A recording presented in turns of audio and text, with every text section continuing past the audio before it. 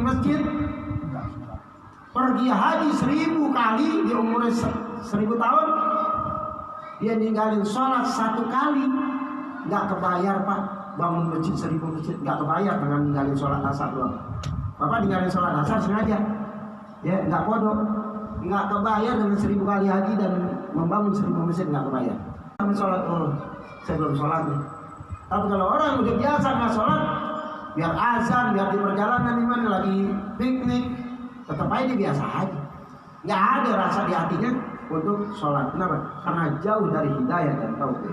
Nah kita bersyukur, kalau kita rajin sholat berarti ya kita nyalain sholat berarti kitanya sendiri udah dapat hidayah dan tauhid.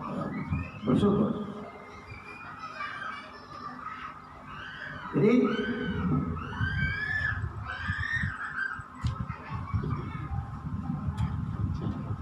sholat itu bisa pengaruh dengan yang lain-lainnya. Ya, ada orang ustaz, saya udah sholat, tapi kok saya masih begini, STMJ. Sholat terus, maksiat jalan. STMJ. Udah sholat aja terus, insya Allah nanti maksiatnya berhenti. Gitu, jangan nyerah. Ya. Kalau ustaz, bagaimana kalau saya udah sholat, tapi kenapa saya masih juga ngerjain maksiat? Itu sholatnya dibenerin, gitu ya. Berarti masih ada kekurangan di dalam sholat kita yang belum bisa membekas buat di hati kita, ya itu sholat. Dengan sholat itulah yang bisa penyelamat. Dengan sholat itulah yang bisa seseorang itu diringankan daripada sakaratul maut. Allah kasih kemudahan. Loh Ustaz, ada tetangga saya gitu, dia tuh nggak sholat, tapi kok matinya senyum gitu ya. Kok matinya senyum kayak orang mati syahid. Sesungguhnya mata kita diiming-iming oleh setan. Tuh, dia aja nggak sholat senyum, udahlah nggak usah sholat. Akhirnya kita bangga gitu, oh takjub, dia nggak sholat, ya Allah, matinya senyum. Ya mata kita nih yang diiming-iming oleh iblis, oleh setan. Ya, karena mata kita bisa melihatnya cuma yang zahir, nggak bisa melihat yang batin. Gitu, ya. Orang yang beriman pasti sholat. Ada orang yang sholat belum tentu beriman. Kenapa?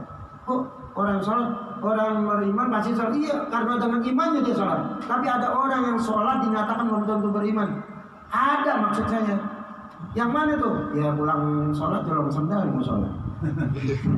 Ya, gitu. Sholatnya cuma pengen nyari sendal yang bagus. Tapi bukan orang sini. Gak pernah orang sini. Ya. Jadi dengan karena iman orang itu jalan sholat. Begitu. Kayaknya kayak ada yang mau nanya. Silakan.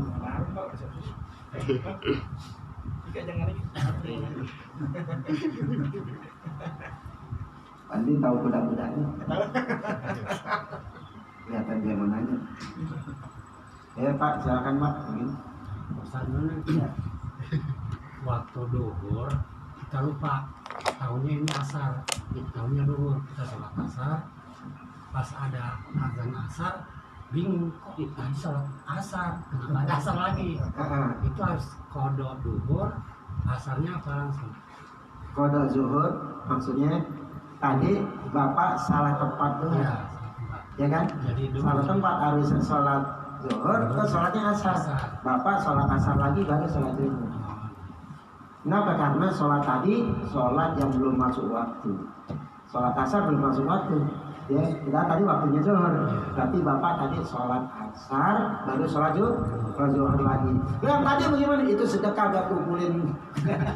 Ya, buat kumpulin dan Bapak. Niatnya kodo atau gimana? Yang mana tuh? Kodo. Iya. Niat kodo. Saya pernah. Iya. Bapak mengaku dia nggak ngaku kan? 12 rakaat. Ya, jadi itu kodok. Zuhurnya. Bapak lagi? Saya takut. Yang lima itu. Bapak luar. Saya Tutup aja. Masalah sholat Pak. Jadi sholat 5 waktu itu sebagaimana namanya Islam. Isya, subuh, lohor, asar, maghrib. Kalau nggak sholat subuh berarti hilang.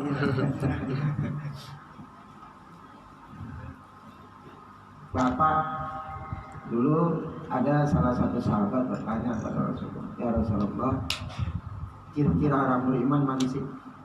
Ya, ciri-ciri orang beriman itu apabila engkau melihat orang keluar sholat subuh dari masjid. Menyatakan tidak beriman seseorang yang sholat subuhnya tidak di masjid. Tuh. Jadi yang sholat subuhnya di rumah nih, nggak di mau sholat, nggak di masjid, dinyatakan tidak beriman dia. Sholat subuh di rumah mulu, ya, gitu. Jadi sholat subuhnya, kata Nabi, kalau mau melihat orang mukmin, ciri-cirinya yang dia keluar dari masjid dia sholat subuh, masuk dan keluar. Ada orang keluar dari masjid, ya karena dia tidur di masjid, giliran subuh dia keluar. Di masjid subuh keluar. Senang banget. Membuat tiduran. Ini enggak ada. Ya. Apakah boleh kalau sholat pondok dikosor? Sholat kosor jamak itu adanya cuma buat orang yang musafir.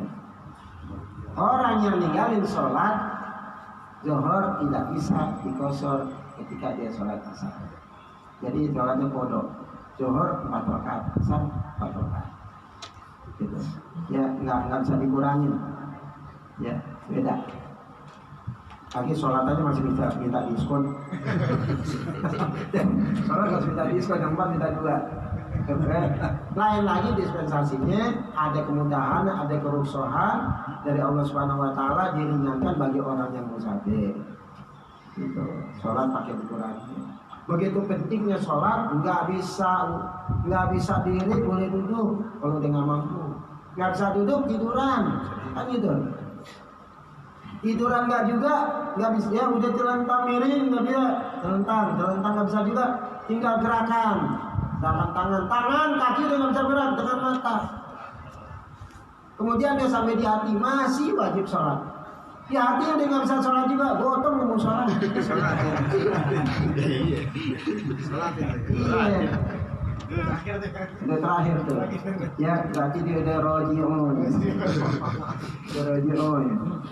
Ya. Wudunya gimana Ustaz? Wudunya gimana? Wudunya diwuduin Pak sama orang yang itu. Diwuduin sama anaknya. Bisa diwuduin. Ya andai kata dirinya udah nggak bisa ngapa-ngapain, tinggal matanya kalau kayak seolah-olah dia ruku, seolah dia sujud. Kalau mata udah nggak bisa digerak, ya udah tinggal di hati. Dan di hati udah nggak bisa digerak.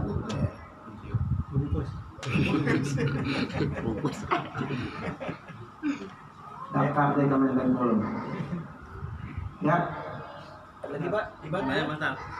Kalau umpamanya kita pernah lalai meninggalkan sholat, terus kita bisa nggak di kodo untuk sekarang, bisa nggak ya? Soalnya kita tahun kemarin kita banyak melalaikan, terus kita mau kodo gitu, umpamanya asar 10 kali kita sholat asar, zuhur kita 10 kali, karena kita merasa pernah melalaikan meninggalkan sholat dengan secara sengaja, bisa nggak kita diganti kodo gitu?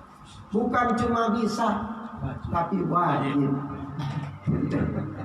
Jawabannya wajib. Kenapa wajib? Apa yang pernah kita tinggalin, kita ingat. Misalkan berapa tahun ninggalin. Ustaz, dulu saya 2 tahun nggak sholat, selama 2 tahun di kodok. Habis sholat zuhur lagi. Yang kodok niatnya. Habis sholat asar lagi. Gitu. Ya. Ini berarti saya mau 50 kali asar gitu. Tidak amat. Ya diborong. Oh dirapel. Itu kalau sanggup nggak apa-apa. Ya, tapi orang banyak kan ada yang nyicil. Habis sholat zuhur dia sholat zuhur lagi kodok. Habis sholat asar dia sholat asar berjamaah. Ntar lagi sholat lagi. Asar lagi sendiri dia kodok. Gitu. Cuman Tapi diskon. nggak pakai diskon. Jadi subuh 2 ya 2. Niatnya sama kodoan tapi ya. Ada-adaan ada kok kodoan. Artinya kita bayar utang. Gitu. Jadi sekiranya ini nanti ada orang yang dihisab oleh Allah Subhanahu Wa Taala itu di yaumil hisab, ketika orang dihisab dihitung amalnya, ya, itu nanti malaikat laporan, ya Allah ya Rabb, dia itu pernah ninggalin sholat dalam seumur hidup 1 kali. 1 kali. Ya, kata malaikat, apakah dia itu masuk neraka? Diseksa dulu. Allah perintahkan kepada malaikat. Tuh, tanya, dia ninggalin sholat, pernah gak dia dikodok sholatnya yang dia ninggalin sekali? Ya, dilihat tetangga-tetangganya nggak ada yang dikodok, ya kan? Apakah dia masuk neraka? Lihat dulu, apakah dia punya sholat, ya, punya sholat sunat sekian rakaat, gitu. Jadi 1 rakaat itu 1 rakaat. Andai kata kita nggak pernah kodok, sekali ninggalin sholat subuh tapi nggak dikodok, ya, maka masih ada tuh dicari, adakah dia adakah dia mengkodoknya? Nggak ada juga. Adakah dia punya sholat sunat sebanyak 160 rakaat? Jadi kalau 2 rakaat, jadi 1 rakaat 80 sholat sunat diambil tuh. Sholat sunat kita, makanya Bapak perbanyak sholat qobliyah ba'diyah, sholat sunat, ya kan? Gitu. Keuntungannya kayak gitu. Contoh lagi juga keuntungan sholat tarawih, kalau kita banyak, sholat witir banyak, sholat qobliyah ba'diyahnya banyak. Itu nanti mungkin ada kita hutang puasa yang belum kita bayar, akhirnya masih keadilan Allah Subhanahu Wa Taala diambil dari pahala sholat sunatnya. Kalau udah nggak ada juga, pahala sholat sunatnya diambil. 1 rakaat, ya, yaitu sholat sunatnya diambil, bukan buat bayar, buat nambah lagi. Itu sebanyak 80 kali. 80 rakaat. Berarti kalau dia punya sholat 160 rakaat sholat sunatnya, maka itu penghabisan untuk harapan terakhir itu bisa buat nutupin, bukan buat bayar, buat nutupin sholat yang dia tinggalin sekali itu. Itu kalau tinggalin sholat nggak disengaja dan dia nggak dikodok. Gitu. Jadi sholat sunat kita itu bisa buat menolong kita. Sekarang nggak ada, jadi sholat wajib banyak tinggalin, sholat sunatnya kagak, ya udah bangkrut. Ya, nggak ada apa-apa. Ini mengenai sholat nih, seperti itu. Ya, mungkin ada pertanyaan. Ya. Kalau kita sholat kodo itu apa di tepat waktu, apa seumpamanya kalau kita udah lewat waktu, umpamanya zuhur jam 12, kita jam 1 atau setengah 2, masih bisa diterima sholat kodonya itu? Kode juga. Sholat wajibnya aja udah telat gitu. Ya, sholat wajibnya kita telat, terus kita mau ngambil kodonya, kira-kira diterima nggak sholat? Masih bisa. Kita sholat zuhur jam 12, sholatnya setengah 2. Iya. Sholat zuhurnya Iya. masih bisa, Pak. Kan waktunya belum habis. Waktu zuhurnya belum habis. Gitu, ya. Tapi yang di kodonya itu, kodonya juga masih bisa. Masih bisa. Kodo jadi kapan? Contoh begini, Pak. Contoh nih. Ya kalau kita nih pernah ninggalin sholat kali dulunya, waktu masih muda, ya kan, masih ngeremehin sholat, ya, maka habis sholat zuhur, ini Bapak sholat zuhur lagi, niatnya kodok bayar yang lama. Jadi nggak usah, udah deh, nggak usah deh, lanjut, nggak usah. Tetap aja kodok aja. Atau Bapak gini, habis sholat maghrib, pengen kodok sholat maghrib. Atau habis sholat maghrib pengen kodok sholat zuhur, masih boleh, ya kan? Gitu. Artinya buat ngabisin, gitu. Ya takutnya umur kita habis sebelum kita bayar hutang, gitu. Karena hutang kepada Allah lebih berat daripada hutang kepada manusia. Makanya itu kenapa itu adanya fidyah, ada fidyah sholat, fidyah puasa, fidyah kifarat, itu buat nolong siapa tahu, ya gitu. Dia pernah ninggalin sholat, ninggalin puasa, yang kita nggak tahu, kita buat nolong doang gitu. Tapi jangan begini, wah Ustaz, saya tadi nggak sholat zuhur, udah saya pilih aja sama Pak.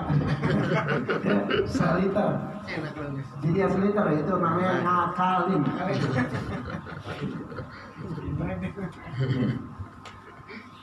Ya, ini karena ngaji sebulan sekali nggak apa-apa nih, saya layanin sampai jam 12. Masalah antara orang tua sama anak, kalau kita nyuruh anak itu sampai kapan? Apa udah keluarga? Sampai dia balik. Kalau udah keluarga, Udah berkeluarga itu tanggung jawab dia. Tapi kalau masih di dalam satu lingkungan rumah kita masih wajib ya. kalau di luar lingkungan, Udah di luar lingkungan. Jadi begini Pak. Yang pertama, apabila anak berumur 3 tahun, maka wajiblah orang tua itu yaitu membimbingnya, memerintahkannya. Nah, kamu sholat. Gitu. Ya, kalau diajarin dulu, biar dia terbiasa sholat. Orang Pak, kalau dia biasa puasa, insya Allah Ramadan biar bagaimanapun puasa. Tapi ada orang nggak dari kecil nggak dibiasain puasa, udah gedenya udah aja Pak. Ya kan, itu kayak kereta kecus, perokokan. Tapi seperti itu. Kalau udah umur 10 tahun, ya itu dia masih nggak mau juga diajarin, nggak mau gitu. Itu boleh digebuk. Tapi jangan dipukulin kayak pukulin maling. Ya, digebuk tangannya, digebuk pantatnya. Ayo nak sholat. Kalau udah balik, kita punya anak, kita suruh sholat dia enggak juga, itu suruh jangan tidur sama-sama satu ruangan. Ya, kalau dia dibilangin lagi enggak juga, suruh tidur dan enggak boleh satu rumah sama kita. Sampai begitu nih. Makanya ada orang yang sekarang nggak peduli anaknya mantunya mau sholat mau enggak, udah tidur nyampur, ya kan, gitu. Jadi kalau yang laki punya bini nggak sholat, berarti dia itu yang laki tidurin satu ekor babi. Yang tadi itu. Ya begitu punya yang bini sholat, suaminya kagak, lakinya sama juga ditidurin sama satu ekor babi. Gitu. Kalau dua-duanya nggak sholat, babi. Iya, memang begitu Pak. Ya. Hah? Pak tidur sendiri, bangun sendiri. Pandin tuh, tidur sendiri. Bangun sendiri. tidur sendiri bangun berdua, ya kan?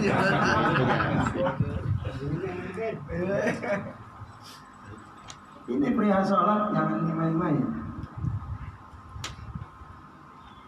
Bapak ada lagi nanya sebelum ditutup? Nih musola ini nih, nanti nih jadi perahu buat bapak nih. Nanti di surat al-mustaqim. Nolong. Itu jadi perahu. Di musola bisa karena dia tahu kita langganan sholat di sini, ya kan? Ada salah satu sahabat, ini maaf nih Pak, diperpanjang dikit aja ya, karena ini ilmu buat semangat motivasi bapak sholat dan sholat berjamaah. Ya. Ada salah satu di zaman Rasulullah, ada seseorang yang dia itu biasa sholat berjamaah sehari-hari. Sehari-hari sholat berjamaah. Suatu saat dia itu ketinggalan Pak. Ya, ketinggalan tidak sholat isya. Karena biasa habis maghrib, sholat maghrib nggak pulang sampai isya. Sampai dia sholat sunat. Dia pulang karena ada sesuatu hal, dia pulang. Pas dia balik mau ke masjid, di masjid udah bubar sholat isyanya dengan berjamaah. Akhirnya dia nangis. Ya, Rasul tanya, kenapa engkau menangis? Ya Rasul, aku tadi tidak sholat isya dengan berjamaah. Aku ini nyesel, nangis. Ya, kalau orang dulu kan gitu nangis gitu. Kalau kita kan enggak ada. Kalau sholat isya, kondangan. Ya, nggak sholat isya. Tadi banyak tamu, saya kan punya anak saya jadi pengantin. Saya hajatkan. Ya, nggak sholat isya, melayani tamu kan gitu. Nah, ini orang dia ninggalin sholat isya. Kemudian ninggalin sholat isya berjamaahnya Pak. Ya ketinggalan sholat berjamaahnya, akhirnya dia sholat isya. Habis sholat isya Tanya, ya Rasulullah, aku tadi tidak sholat isya berjamaah, apakah aku rugi? Kata Nabi, engkau rugi. Udah, dia sholat tuh, sholat isya sebanyak 27 kali sholat isya dia sendirian. Dia salam, sholat lagi sampai 27 kali sholat isya. 27 kali 4 berapa itu? Segitulah. Ya, sekian. Kemudian dia bilang, ya Rasul, aku udah bayar. Ya, karena rumah Nabi dekat kan dengan masjid yang sebelahan. Ya Rasul, aku udah bayar tadi sholat isya 27 kali. Karena aku ninggalin sholat isya berjamaah. Aku dibayar 27 kali sholat isya. Apakah aku masih rugi? Kata Nabi, engkau masih rugi. Masih rugi itu dibayar 27 kali sholat isya. Mungkin kalau kita kaki kita udah bengkak, ya kan? Akhirnya, wah masih rugi. Dia sholat lagi, sholat sunat 27 kali sholat sunat. Salam lagi, salam lagi, salam lagi. Dah, apalagi ya Rasul, udah aku bayar. Dengan sholat sunat 27 kali. Karena kelipatan sholat berjamaah kan 27 derajat. Bagaimana ya Rasul, apakah aku ini masih rugi? Kata Nabi, engkau masih rugi. Dia nyerah udah. Ya Rasul, ruginya di mana? Ruginya engkau ketika sholat sendirian dibandingkan dengan sholat berjamaah, engkau tidak dapat amin bersama dengan jamaah dan para malaikat. Itu. Engkau rugi, tidak dapat pahala amin, aminnya jamaah dan aminnya para malaikat. Engkau rugi di situ. Kenapa? Tapi jawab, satu kali aminnya imam dengan makmum dengan bareng itu bersamaan juga amin para malaikat. Satu kali aminnya malaikat, ya itu malaikat. Jadi ketika kita amin, itu malaikat 1000 kali amin. Dan malaikatnya setiap dimana orang sholat berjamaah itu hadir 1000 malaikat yang ikut amin bareng dengan berjamaah. Satu kali aminnya malaikat itu 1000 ampunan. Satu kali aminnya malaikat 1000 ampunan, sedangkan malaikat aminnya sampai 1000 kali. Dan Allah angkat derajatnya 1000 derajat satu kali aminnya malaikat. Dan Allah berikan pahala satu kali aminnya malaikat 1000 pahala. Berarti hitungannya tuh dari terlalu banyak. Tuh manfaatnya sholat berjamaah dengan sendirian. Jadi engkau masih rugi, engkau ninggalin amin bersama dengan para malaikat.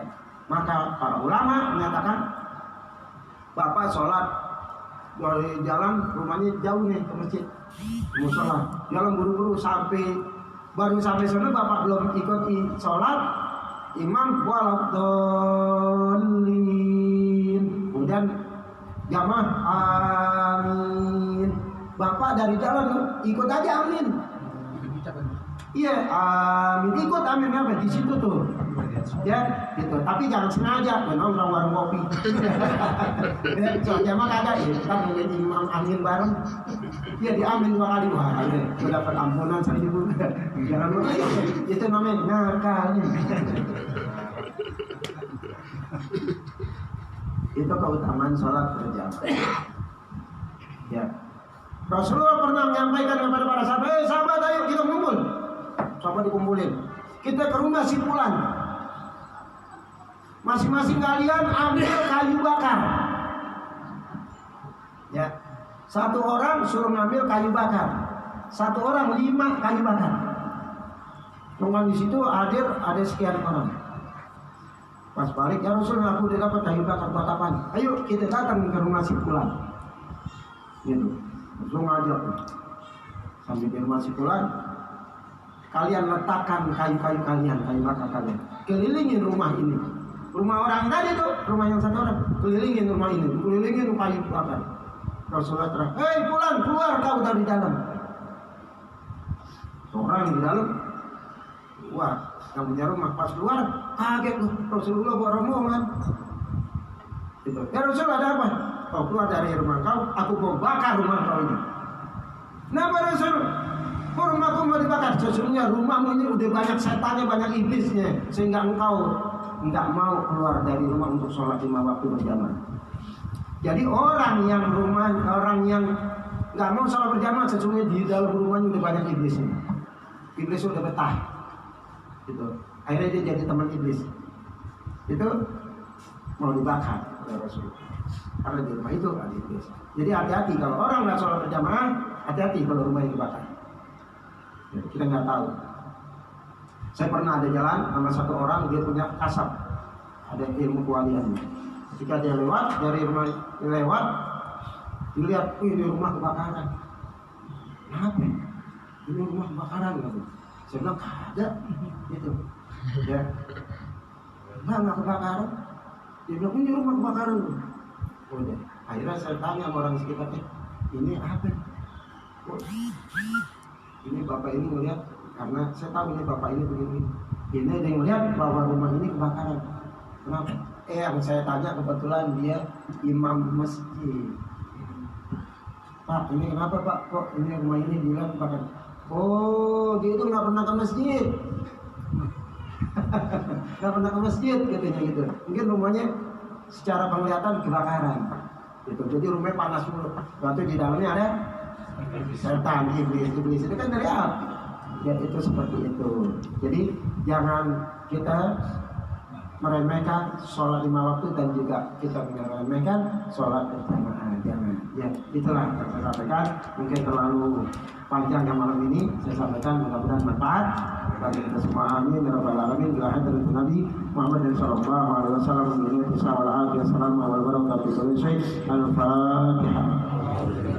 أعوذ بالله من الشيطان الرجيم بسم الله الرحمن الرحيم الحمد لله رب العالمين الرحمن الرحيم مالك يوم الدين إياك نعبد وإياك نستعين اهدنا الصراط المستقيم صراط الذين أنعمت عليهم غير المغضوب عليهم ولا الضالين ربنا اغفر لنا ولوالدينا آمين بسم الله الرحمن الرحيم الحمد لله رب العالمين اللهم صل وسلم على سيدنا محمد وعلى آل سيدنا محمد اللهم إنا نسألك علما نافعا وعملا متقبلا اللهم ارزق أولادنا وأزواجنا بالهداية والتوفيق وحرك قلوبهم بالصلاة والعبادة ربنا اغفر لنا ولوالدينا وارحمنا وارحمهما كما ربيانا صغارا ربنا آتنا في الدنيا حسنة وفي الآخرة حسنة وقنا عذاب النار سبحانك اللهم وبحمدك نشهد أن لا إله إلا أنت نستغفرك ونتوب إليك وصلى الله على سيدنا محمد وعلى آله وصحبه وسلم والحمد لله رب العالمين. Mohon maaf. Assalamualaikum warahmatullahi wabarakatuh.